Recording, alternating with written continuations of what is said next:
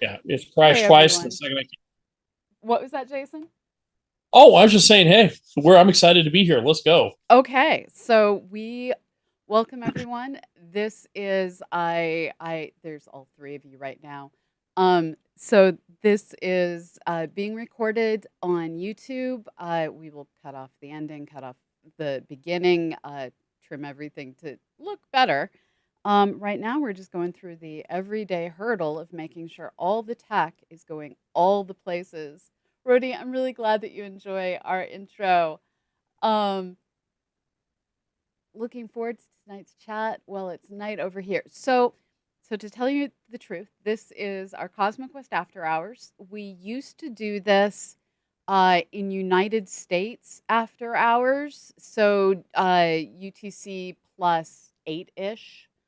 Um, and we got a lot of complaints that were thoroughly justifiable from all the folks that were in the sorry, we're UTC minus 8. So we were getting a lot of complaints justifiably by folks that are UTC plus 0 to 3, which is where we have a lot of audience. So bringing the show back, I decided we're going to do this timed for the UTC 0 audience.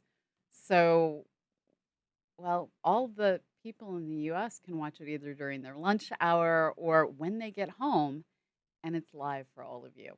So this is where we landed. Um, Joining me today, straight down from where I am, is Jason Batt. We're going to do a full intro, but first we have a Google Hangouts link to solve.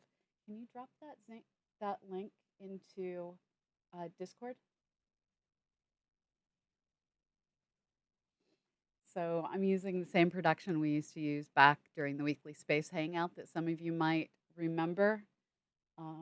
And we're dusting all the dust off of our technology today.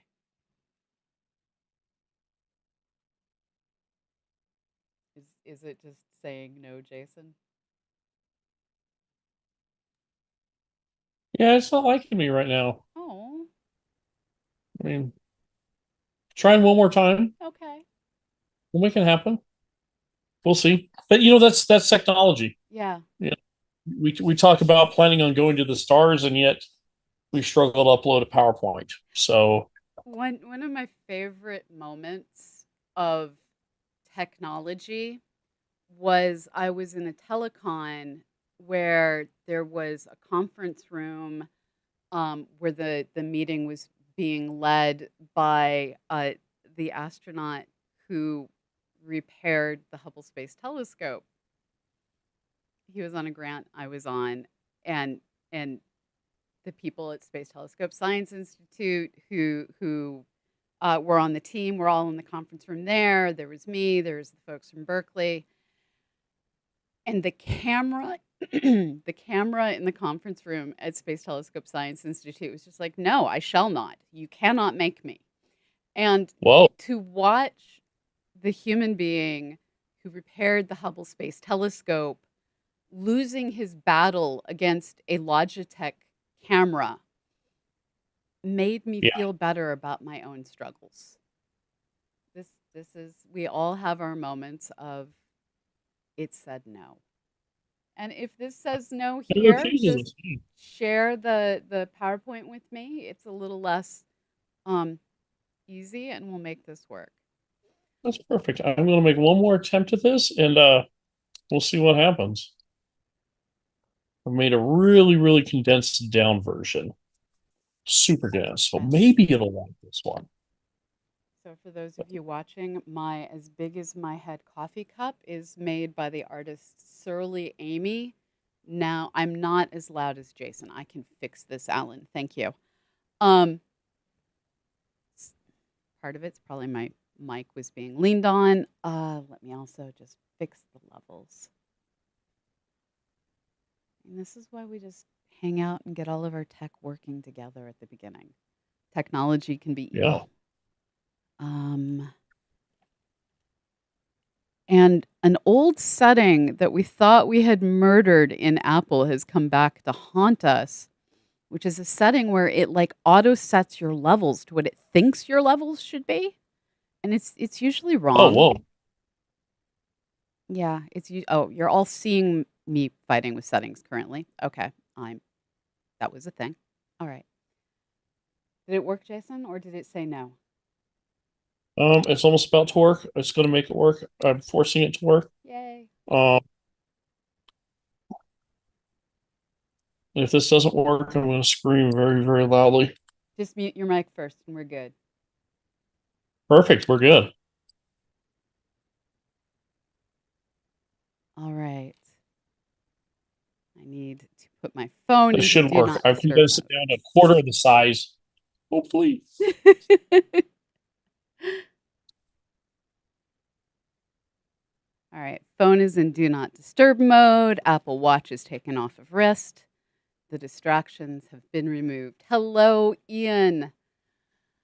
Hello, Alan Gross. Hello, Rodri Ice. If you're out there watching, feel free to join in the chat. I am monitoring the chat as we go. This is just an informal conversation where the goal is for all of us to learn a little. We'll be getting the formal start of this going once we have all the slides in place. Yeah, if this doesn't work, I will send you a quick Dropbox link to the PowerPoint. We'll go from there. That works. Hello, Jessica. It's good to see you again, my friend. And this is why we're doing this for the UTC 0 audience. I'm learning that my hair is green screening. All right, we're going to be re-dyeing it so it's less greenish this weekend. It's actually kind of cool. It looks kind of spacey through it. It works. Oh, I'm getting a content is uploading. Link can't be viewed because it hasn't finished uploading. All right, as soon as it's done uploading, we'll be good. Yep. All right. So thank you. Oh, wait. I think I got Google Slides even better. Okay. I'm sharing you the link right now. Technology.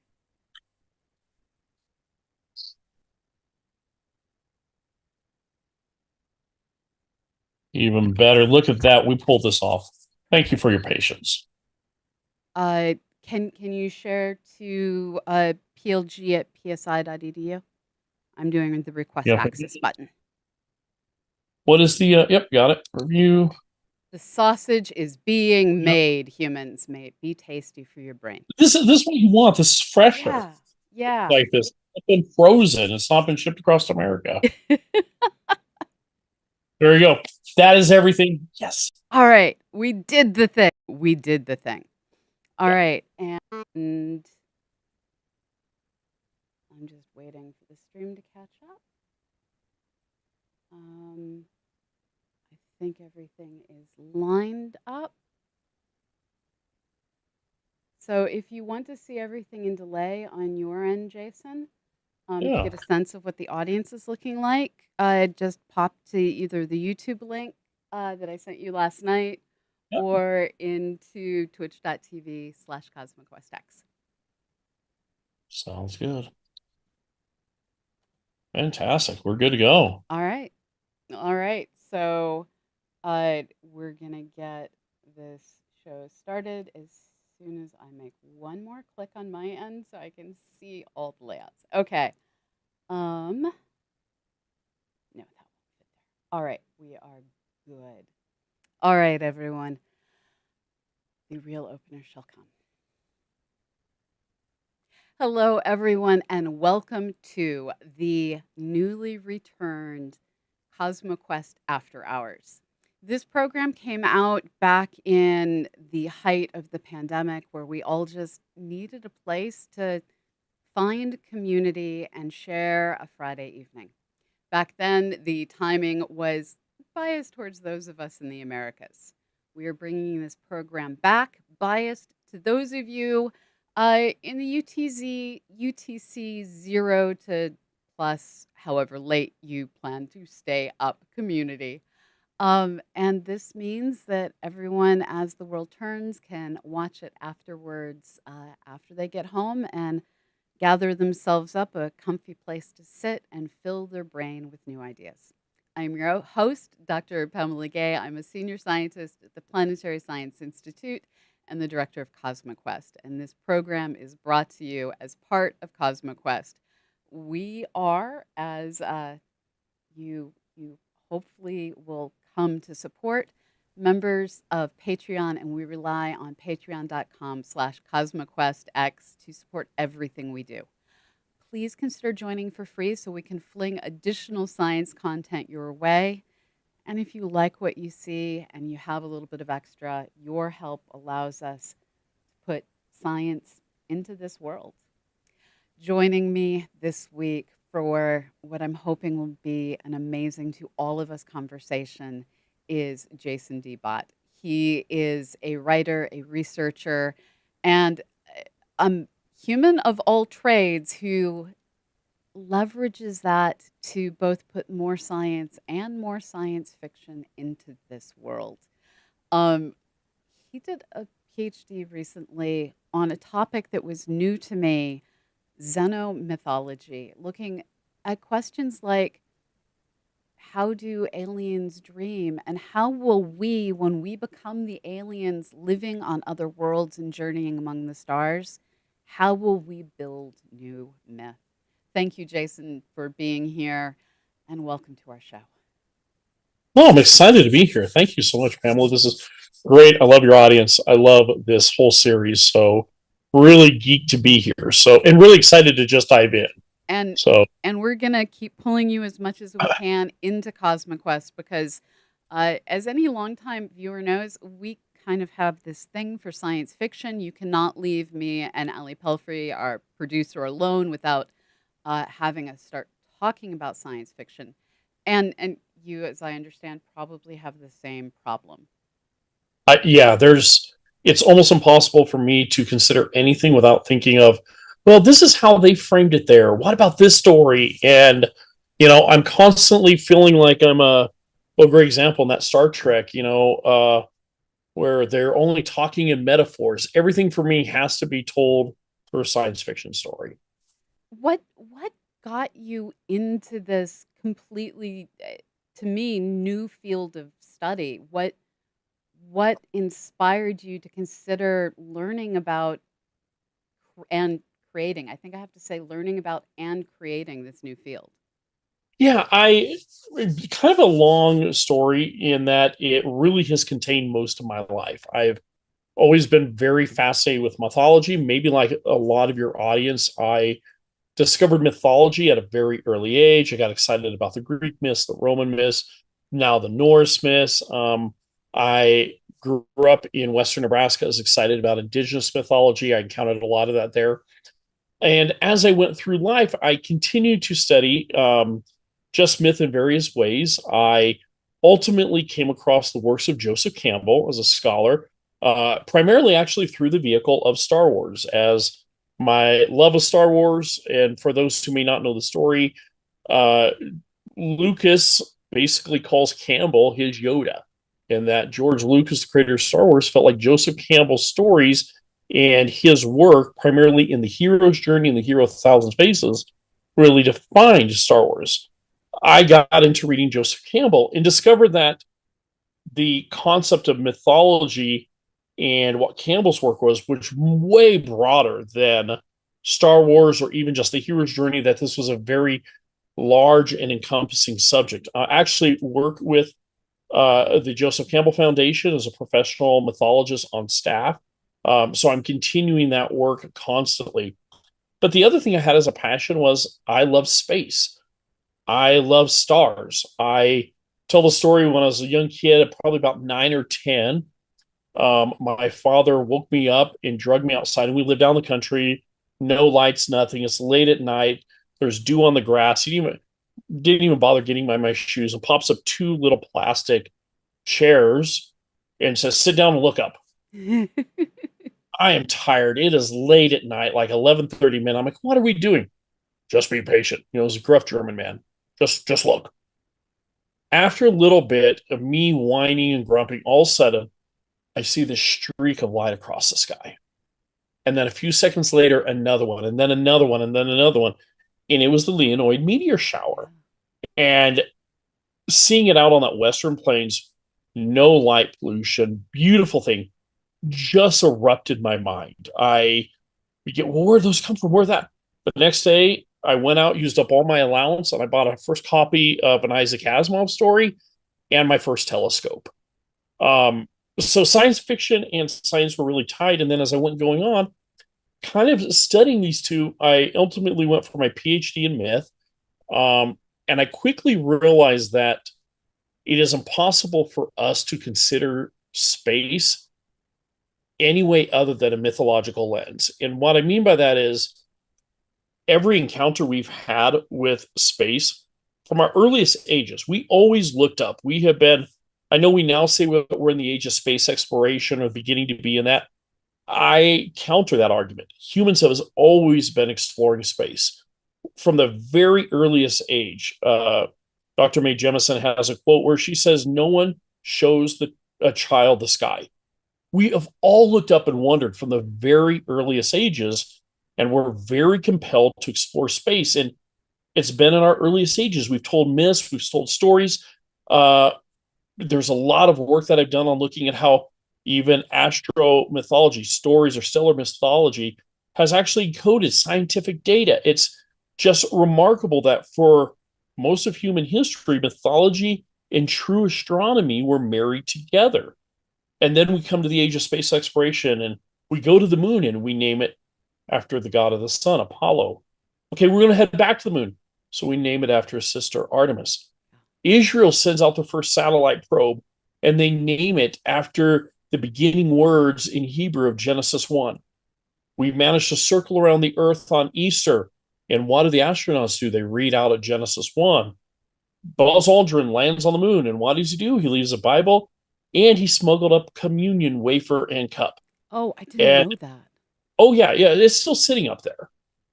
In fact, if you ask NASA, NASA will tell you that the most regular recurring objects that astronauts take up as personal items are religious or spiritual significance. Space has always been this canopy above us. It's been this gap. It's been the abode of the gods. And then all of a sudden we come to our world, and I began to wonder what happens when we breach that? What happens when we go into that void and what changes and what happens? And Mike, is there any work on this? Well, reality is there actually is. There's a lot of really good theory work from a psychological perspective. And even now, there's beginning to become more people who are looking at biological functions of that mythological compulsion, that this may be the very way that our mind encodes DNA.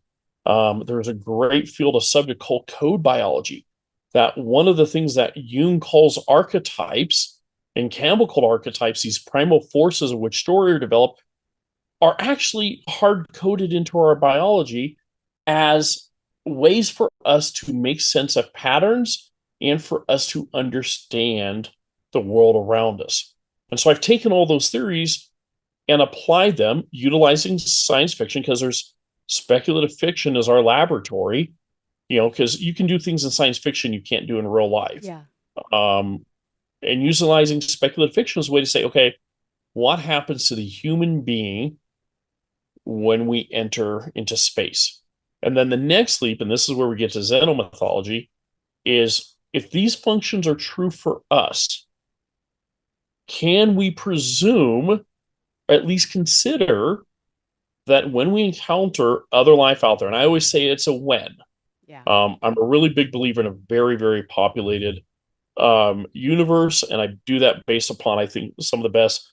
A lot of xenomythology, a lot of my work comes actually from a lot of what you guys do. I'm really, really lean heavily into exoplanets and other stuff. Okay, I've been talking a mile a minute. I'll let you ask a few questions, and then I can head back into theory. I could do this for hours upon hours. So it's truly a delight, and one of the things I I, I want to highlight is you are working on this problem across multiple different dimensions. So you are studying it through papers in the Journal of Space Philosophy, through the Journal Yep. of Mythology, through the Beyond Earth Policy Review, and then you're also out there working on answering this also through fiction, bringing together, editing together anthologies of works that look at all the different perspectives and some of the people, especially for your Lifeboat Foundation. And you're reminding me I need to go back to being a more active participant in the Lifeboat Foundation. Um, the visions for the future that go out. What is some of the range of ideas that you're seeing people struggle with as we try and imagine that first contact, imagine the diversity of what's out there and also how we change. Let's Yeah. start with the diversity of what will be encountered, I guess. I think the question of what will be encountered is one almost outside of our conception. And Yeah. that's where I like to start with. Because while I love science fiction, I think so much of science fiction, especially film and television, Hmm. gets it at the base level foundationally wrong. Yeah. Our first contact will not be the stoic Vulcans landing on Earth in Minnesota and greeting us with "live long and prosper." Wish it would happen. It won't. We're not going to find potentially other human-like creatures. I mean, I get it when they have a low budget and Gene Roddenberry's trying to come up with this thing. You throw on prosthetics Yeah. and you say this is the alien race we're encountering. Um, but that's not it. The Yeah. universe, especially if we look at Earth, and this is where the work of astrobiology has really helped us, is life, to quote Michael Crichton and Jeff Goldblum, life will find a way. And life does. Life manages to spark into nearly every type of crevice, every type of area. Extremophiles are very, very common. And Yeah. even on Earth, the wildness of extremophiles here on Earth lends us to saying, well, how can it be out there? The other thing that we have is to question the age of the universe. Yes. There is way more than enough time for life to evolve to intelligence multiple times. And so when you start adding in, looking at the question of the Drake equation, and you start So doing let's that review math. the Drake equation just in case there's folks here who haven't encountered it Oh, good. before. Yes.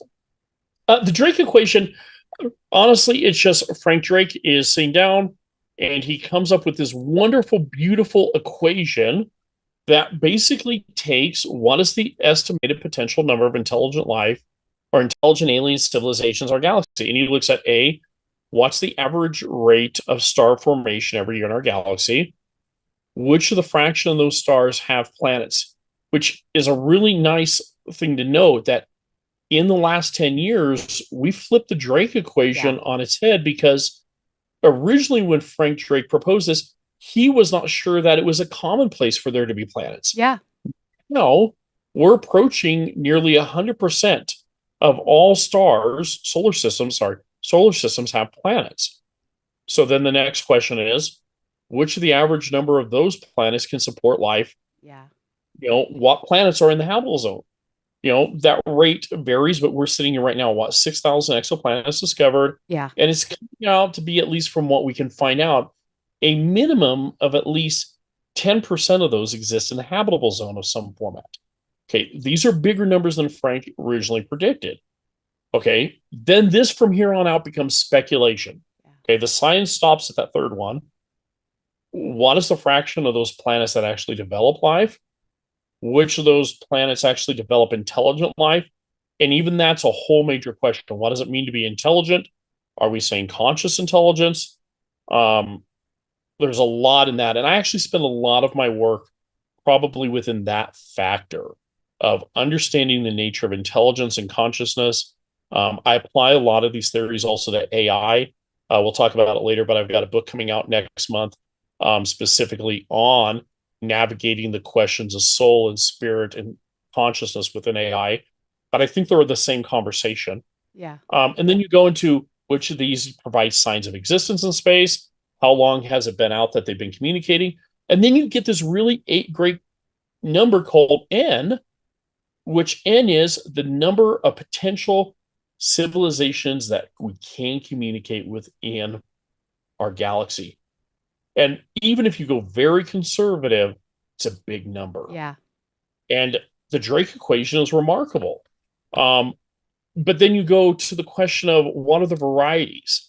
So a lot of my theory leans into this question of archetypal influences. And by archetype, I lean into originally Jung's C.G. Jung, depth psychologist, his understanding of the archetype, these elementary forces that exist across all of humans. You see them in a story aspect, especially, and this is what Campbell worked on. If I say the wizard or magician or mentor archetype, we immediately think Gandalf, we Yeah. think Merlin, we think Dumbledore, Miss Fritz, we go down the line. But there's even more than that. There are what are known as even elementary archetypes. And the elementary archetypes for me are the fundamentally really powerful ones because they begin to focus and look at our world and how the forces shape our thinking. The simplest one is the binary effect. We happen to live on a planet Yeah. with a sun and a moon, which by some remarkable thing, their distances make them nearly the same exact size. Yeah. But that rises. We have a day, we have a night cycle. Mm-hmm. We also live on a planet with gravity. Yes. And that gravity is such a way that, yes, we can move upward, but it's not easy, but it aligns everything. And you see the influence of this in so much of our mythology. We have an ascension mentality. You head up, to heaven or to Valhalla or to Mount Olympus. Up is to improve, to go down is to go into the underworld, to regress. Hell is below our feet, Hades is below our feet. But it even gets into business. We talk about hierarchies, we talk about climbing the ladder. The idea of up versus down as ascension and descension is baked into our very mindset, Yeah. as is the rotation, as is sun and moon, and this, all of these things. So we have basically four universal human polarities: light versus dark, creation versus destruction, order and chaos, up and down. Okay, so let's play around here. Um, what happens if life evolves on a tidally locked planet? Okay. Okay, so tidally locked planet means this, just like our moon. One face of the moon always faces the Earth. Okay, a tidally locked planet is where one side of it only faces the sun, its star. Yeah. Well, all of a sudden, once you have that, you break your night day cycle. So you break the cyclical nature of the loop. And instead, you start out with a trinary system. On one side would be freezing cold, the side Mm-hmm. away from the sun. On the other side would be baked and heated to the Yeah. point of almost a desert. But in the center would be this very wonderful narrow area where life exists, where there'd be trees and water and it'd Mm-hmm. flourish. Well, when you start thinking about that, then we begin to understand, okay, they may not generate out of those elementary archetypes, the story archetypes of which Jung and Campbell are talking about. They would develop others. Maybe they would develop the archetype of a border walker, a hero who traverses between realms, or day speakers, people that exist only in the day, or night whisperers. So they would also have a different polarity where it's not this back and forth yin and yang. It's a constant force of eternal light and dark. And they would understand the unique nature of the pressure in the center. Again, this is speculative. Yeah. The reason I bring all this up is we're doing search for extraterrestrial intelligence. Right. We also are doing messaging extraterrestrial intelligence, which we can get into some questions there. I have big concerns about messaging. I'm not a proponent of Medi, but that's my theory. They're great people that work in that. So METI is I messaging extraterrestrial messaging intelligence. extraterrestrial SETI intelligence. is searching for extraterrestrial Yep. intelligence, and WETI, Weddy is waiting for extraterrestrial Yes. intelligence. Yes. I'm a big believer in the waiting. Yeah. But we can get into that, and there's some great science fiction on that as well. I think the reason this is important is if you look back at human history, the religious underlying forces or the mythological forces Hmm. have impacted every first contact situation that we have record. They create questions of authority, dominance, privilege, power. Yeah. We, for some reason, science fiction have this idea that we're going to go into space, and just being able to make it to space means that you will have all of a sudden your society come to an atheistic or agnostic better future. Yeah. But we show no evidence of that ourselves. So that's highly hopeful. On top of it, understanding mythological or religious compulsions or motivations or even just basic underlying societal assumption that is based upon these forces that guide belief and perception of reality Hmm. are so fundamental, but they may change the very nature of communication, where we encounter them and it might be shockingly challenging for us to even understand the way they're communicating. Yeah. And I would argue that we need to bake into right now, and the world is really bad on this. We do not have a great set of parameters of what happens with first contact. The International Aeronautic Foundation does, SETI does, but there's nothing that's actually legally binding, Right. nor Right. does it actually happen to be universal.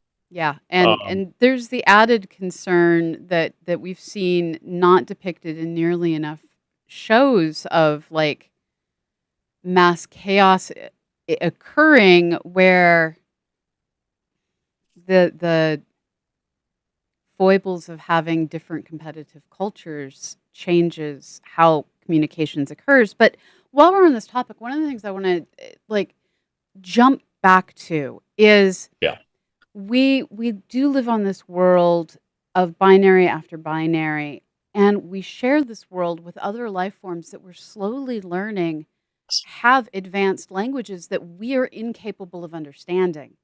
There is clear signs that there is complicated pod, which is like nation, culture, tribe specific language among different kinds of citations, whales, for instance. We are seeing different cultural behaviors among different colonies of apes that are the exact same species.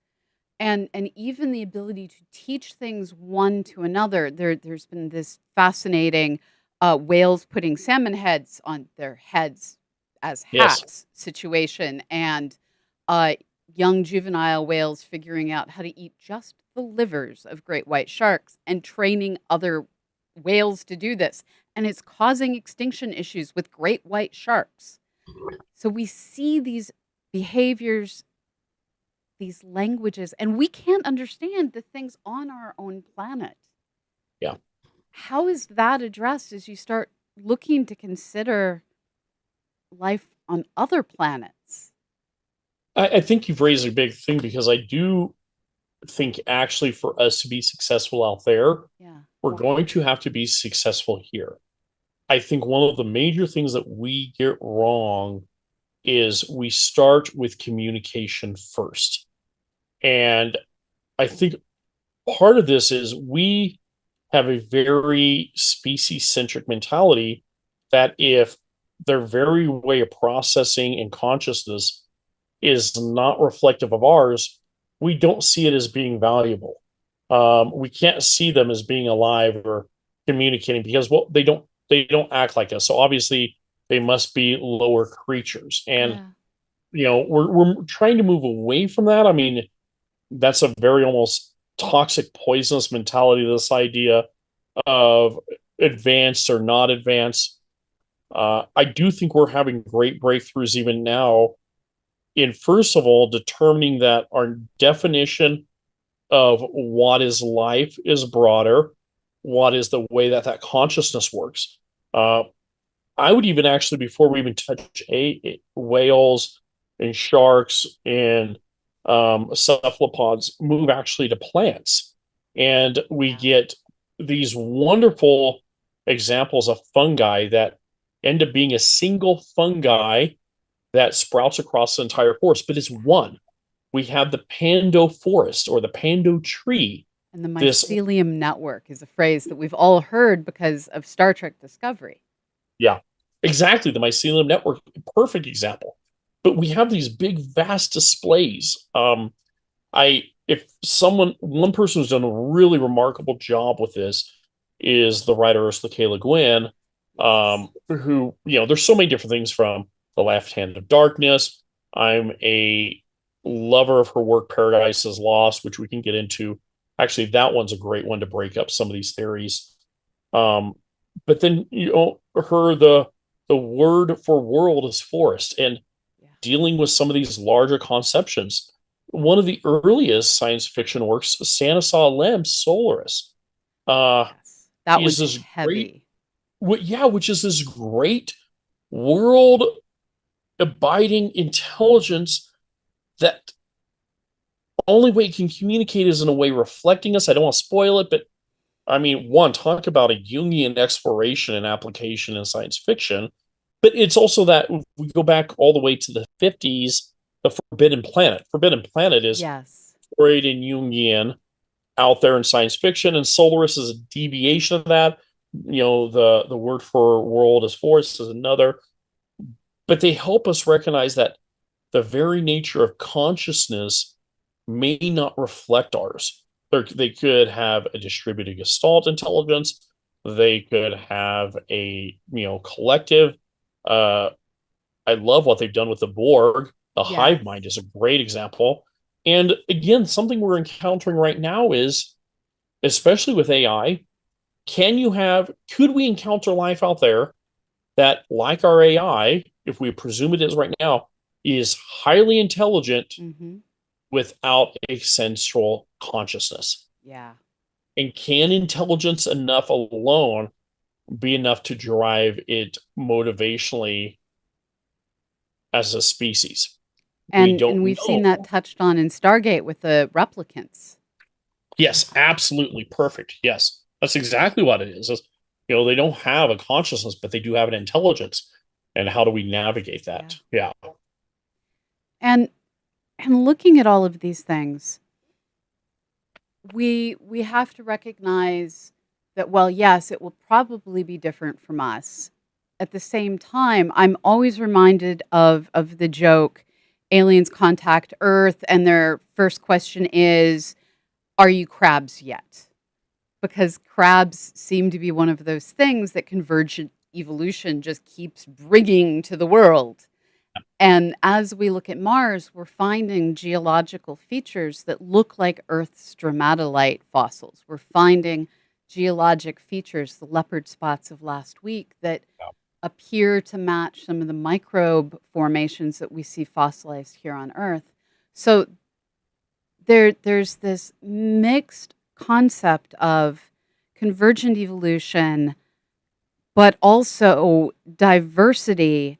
And then there's also the habit of life to try to dominate its environment, where there was one day I distinctly remember I was sitting there and I was reading an anthropology book, and I had this terrible moment of realizing there was a point in time on Earth when there was Denisovians, there was Neanderthals, there was Homo sapiens, and we don't know if there were additional species of humans.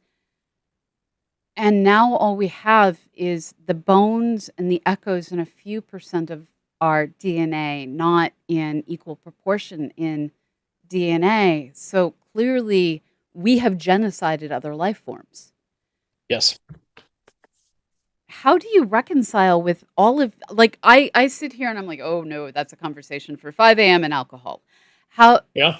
how do you as a professional deal with all of these complicated ideas and maintain hope for the future?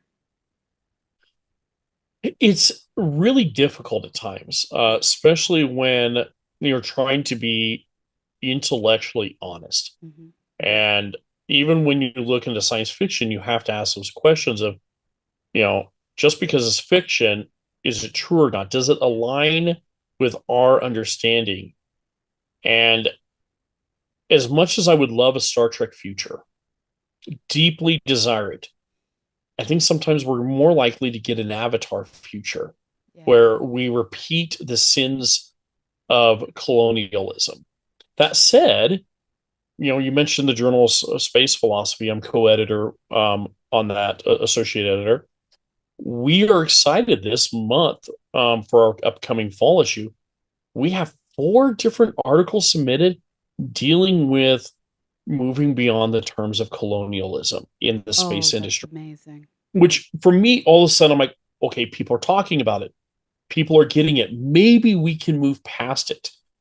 The other thing that gives me hope, and it does come back to a lot of my dissertation work, is not just what we'll encounter of myth out there, but how it will change us. And I Yes. believe space travel will fundamentally change us. There's that wonderful, wonderful quote of, uh, oh gosh, I'm trying to think. Oh, Frank Herbert. Frank Herbert wrote this wonderful quote that says, um, there is a fifth force. And he wrote this in the appendix of Dune. So a lot of people skip over it. There is a fifth force which shaped religious belief, but its effect is so universal and profound that it deserves to stand alone. This is, of course, space travel. Yeah. And in any discussion of religion, it deserves to be written thus: space travel. And he puts it in all caps. That is exciting for me because even in that sentence, it tells me that we are at a transitionary moment. And there's a lot of evidence that this is happening. Yeah. I look, Joseph Campbell was deeply excited about the moment of Earthrise and said that that photograph, when the Apollo 8 astronauts moved around the moon and Will Anders realized, oh, crap, give me the camera. We were supposed to be photographing the moon, but look at this. And they took that beautiful snapshot of the Earth coming over. Campbell was interviewed on the New York Times and said, this is the moment. That moment right there is when all of our past religions begin to dissolve, or past symbolic systems. He's not saying that the religions are going to be gone, but the past symbolic systems. And then he says this is the beginning of at least the formation of future myth. We don't know what the mythology of the future is going to be, but we're seeing evidence of it. Yeah. Well, part of it needs to be, as Campbell said, what is myth? His thing is it's a metaphor transparent to transcendence. It invites to a world of deeper meaning. Awesome. Then comes along this philosopher, Frank White, who you've talked about, I'm Yes. sure. Frank, I was very honored to have been able to edit some of his work and have him as one of the people on my dissertation committee. Frank discovers the overview effect after his interviews with astronauts, and this idea that seeing the Earth from orbit is a transformative moment. It literally, this view of the Earth and seeing it without borders, in a way, becomes symbolic. It is a metaphoric moment. As Cassira said, there's a momentary God where that archetypal energy sparks and it ignites something in the soul. And utilizing Campbell's words, that moment becomes transparent to transcendence. It invites the astronauts to a world of deeper meaning.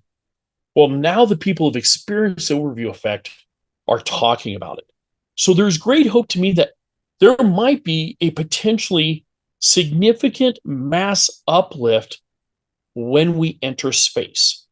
More than we can understand. I always go back to William Shatner when he went into space 2 years That ago. was brilliant. Yeah. Here's the guy who taught us what space flight would look like, who has spent more time than any other human actually acting out and living out. And he's written books, he's talked about it, Yeah. what it means to soar through the stars. If there is any person on the entire planet that should have been galvanized and rigid enough to navigate space exploration and that first uplift without encountering the overview effect, it would be him because he's probably Right. already imagined it. Nope. It literally shook him to his core. He comes back, he lands here, he's weeping.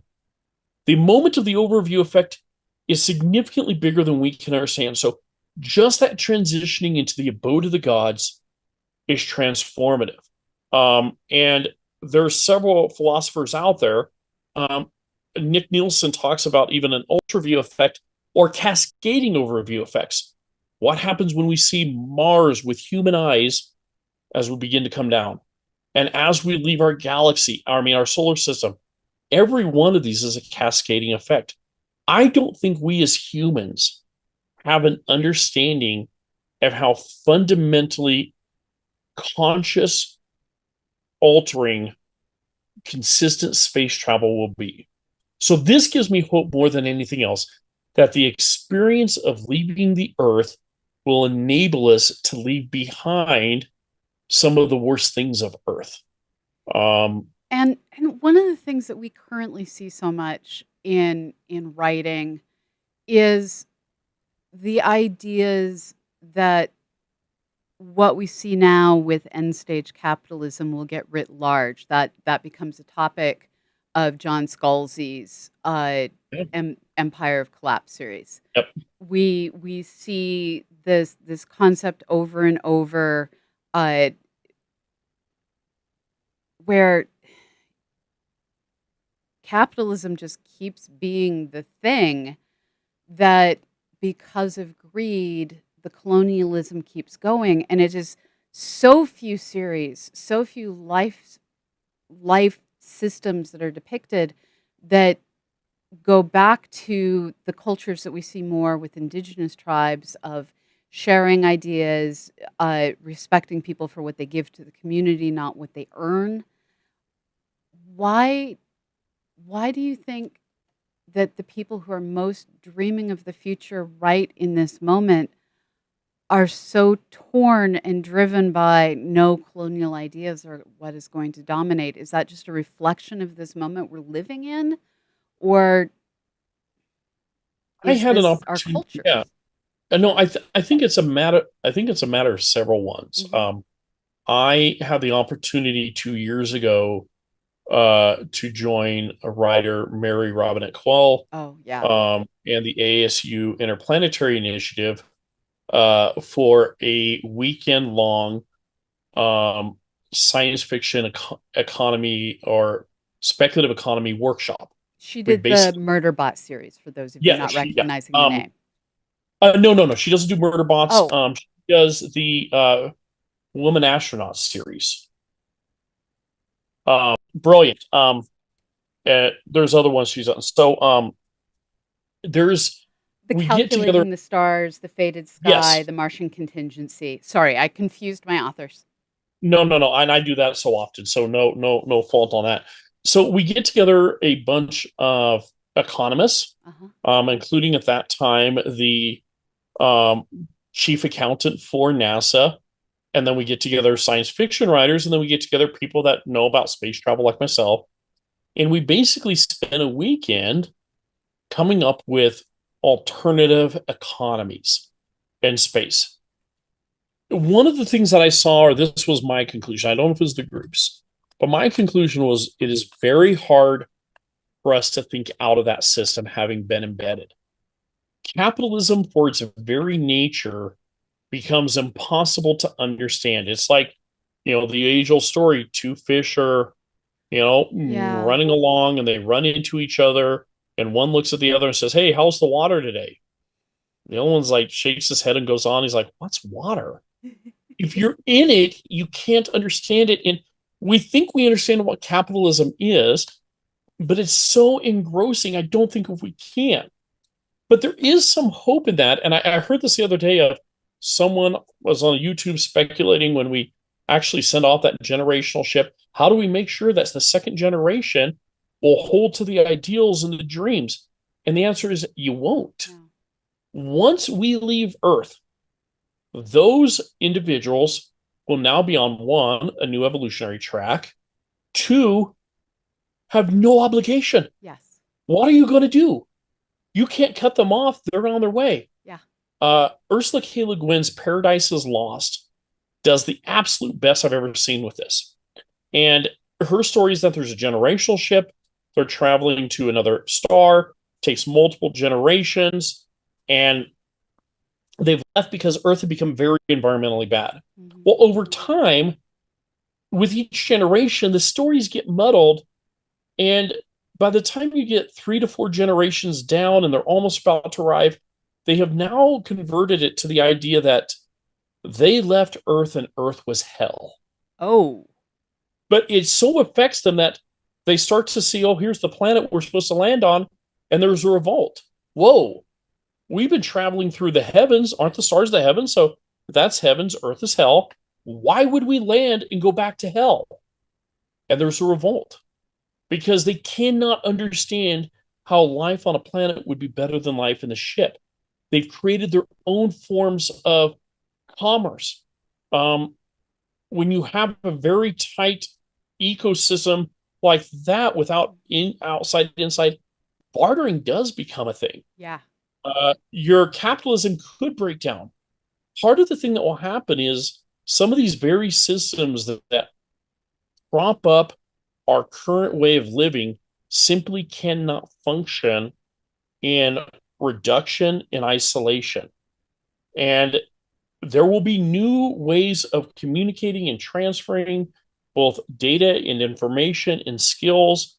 And sometimes you've got to imagine if they're on a generation ship, the hard, mechanical, artistic, tangible skill sets might go up in value. Yeah. And that's a wonderful thing because leaving Earth might enable us to imagine worlds for us to live in and systems to live within that is impossible to us for right now. We've got to get out of the water to understand the water. It's a beautiful thing to imagine, and again, it's through fiction that we're able to dream these dreams. And you've gotten to edit a lot of different fiction stories over the years. One of the things that's lacking, unfortunately, is significant fiction that is told from the lived experience of people that aren't of Western cultures. I've recently been getting to do a deep dive. There's brilliant science fiction coming out of Nigeria, Yep. especially, and and these have such a different perspective, such a different mythology. What are the things that you are finding that are personally inspiring to you that take you to these other mythologies? I love that you asked that. I am absolutely obsessed with African science fiction. I have had the benefit of twice being able to be on panels through ASU talking about African science fiction. And I think and there's also other great science fiction Yeah. coming out. There's digital science fiction, there's China. Chinese, Japanese. Yeah. All of these are very distinctly different. And I think they're absolutely incredibly important for Mhm. us to grasp right now. Uh, I had the benefit, I'm the founder of the Canopus Awards. 3 years ago, we did a team up with the African Speculative Fiction Society and specifically did a section of the awards in which we honored continental African writers.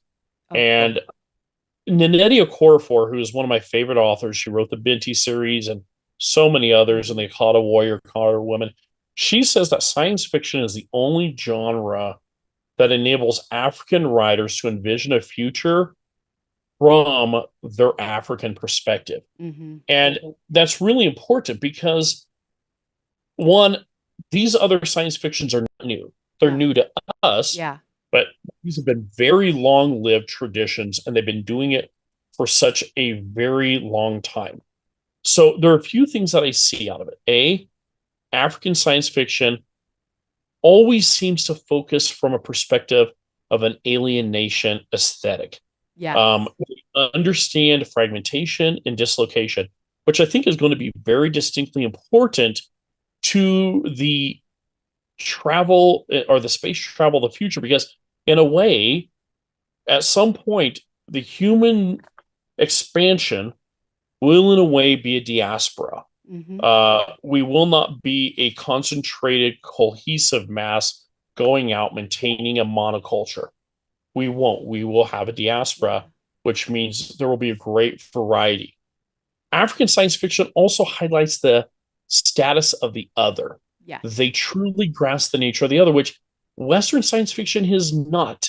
Um, we are too often rewriting stories of even the NASA mythology of the right stuff, that those who go to the stars are the best of us and not necessarily the other. Right. So that push towards the border or that exclusion isn't inherent to our science fiction. We don't really do well.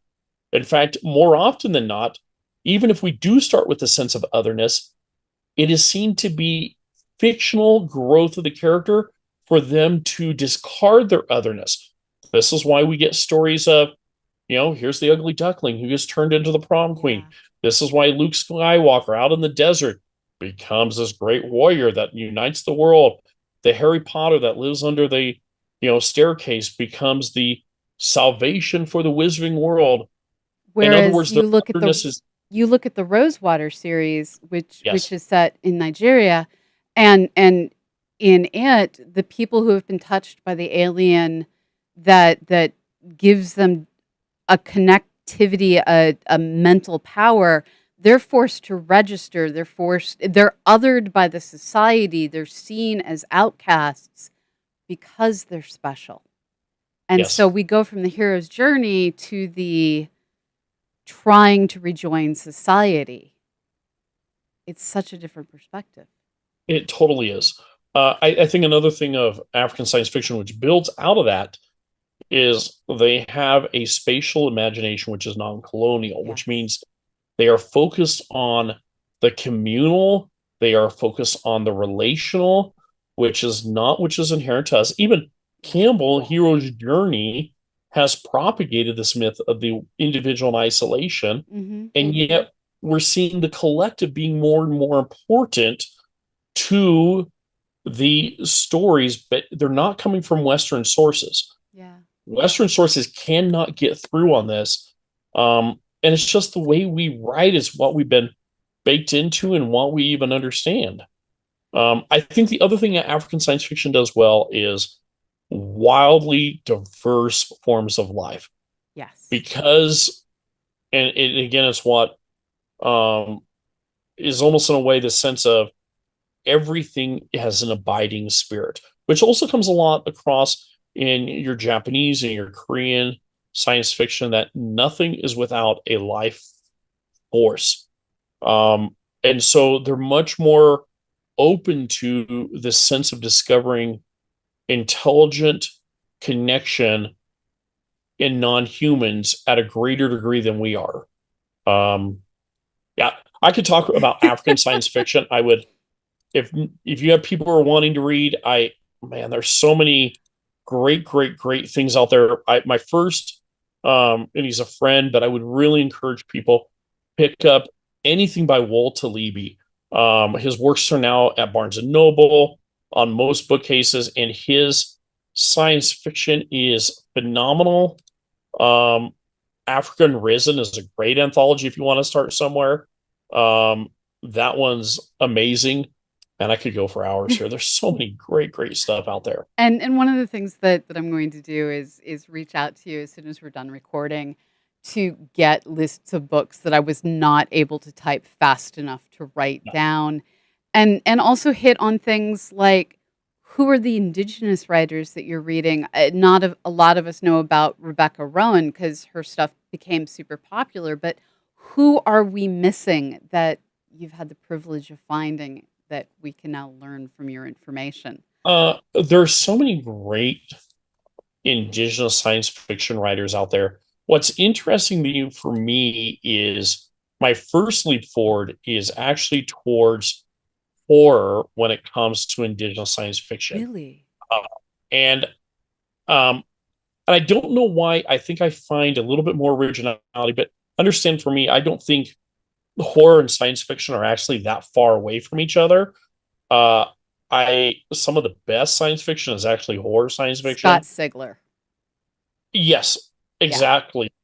And even with what we have on television, Alien Earth or Alien in the movie, Yeah.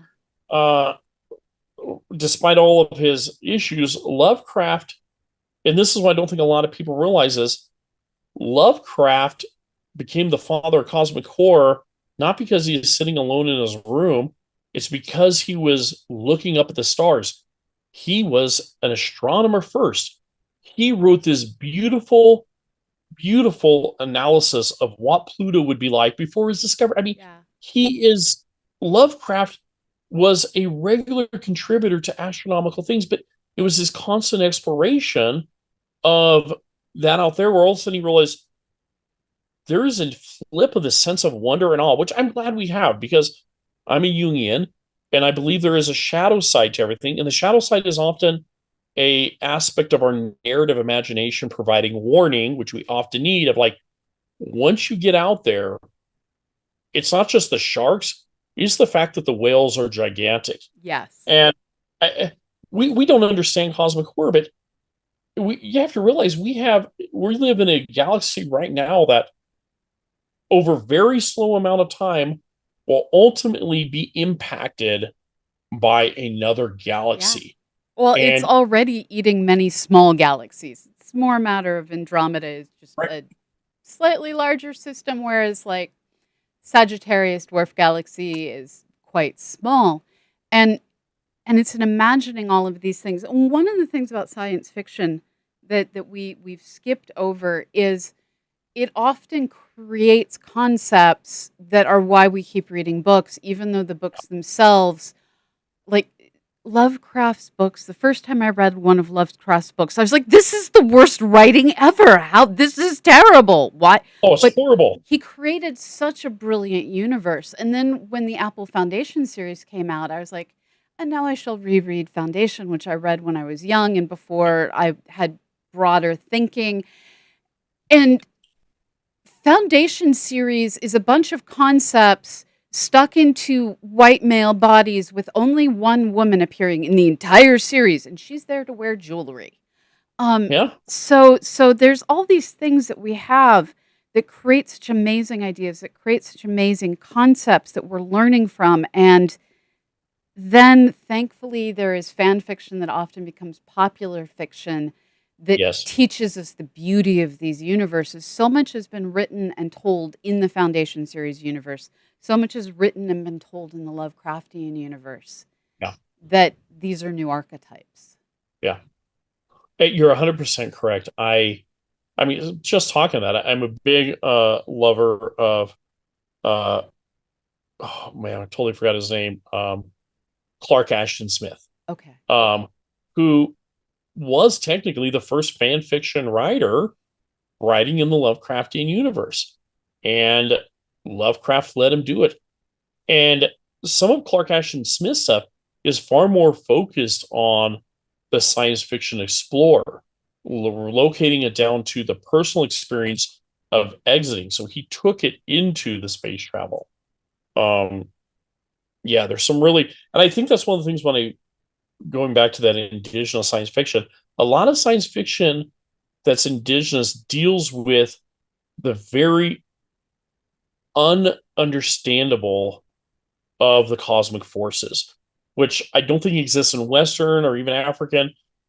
They are perfectly fine with sitting in that space where even as the last book finishes and the cover shut, you don't know what that was. Yeah. You can guess. And in that is the true level of fright where it might be something more. We feel like we have to explain things out. It's one of our nature prequels, all this other stuff. We got to explain and why is that? That's very Western. For them, they sit in the nuance of the unknowable. A great collection I think does this very well is it's actually a graphic novel collection called Moonshot, Okay. and it's all indigenous speculative fiction. But that's different than us. We don't know how to exist in the unknowable. We have to know everything. That is very Western. Yeah. We have to know every little detail. And I think there's a problem there because it comes with the presumption that everything can be fully known and understood in detail, which alone right there is our fallacy. Hmm. We can't. And so sometimes when we think we've got all the truth, we think, okay, we've done it. But in reality, we've only got part of the truth. And our presumption of being able to know everything has prevented us from actually exploring deeper. And I think this idea that we never really can know it all, and we need to change our thinking to accept the unknown is the perfect place to end. It's the perfect idea to Yes. end on. It has truly been a pleasure having you on, Jason. Folks, you're going to see more of this human going forward with CosmoQuest, and I can't wait to get that reading list. We will be dropping it into the YouTube comments, that box of text that goes below this video. We'll be adding all of that information in later today. If you're watching this, please, if you're over on Twitch, hit that follow button to be notified when we go live. And if you're watching this on YouTube, hit that subscribe button. And if you like the show, hit like. All of your interactions with these posts, we are run by the algorithm today. And if you would like to see more of our content and you would like to see other people see more of our content, interact, please. As a reminder, everything we do here at CosmoQuest is funded by you. We are independent producers of science, research, and communications content. Your support over on Patreon will let us do more, and we just want to fill your brains with science. All right, everyone. Thank you for being here. Thank you for taking this moment out of your Friday to dream of everything beyond. All right. I am now going to roll those rockets and find someone to raid here on Twitch. Thank you again, everyone. Bye-bye.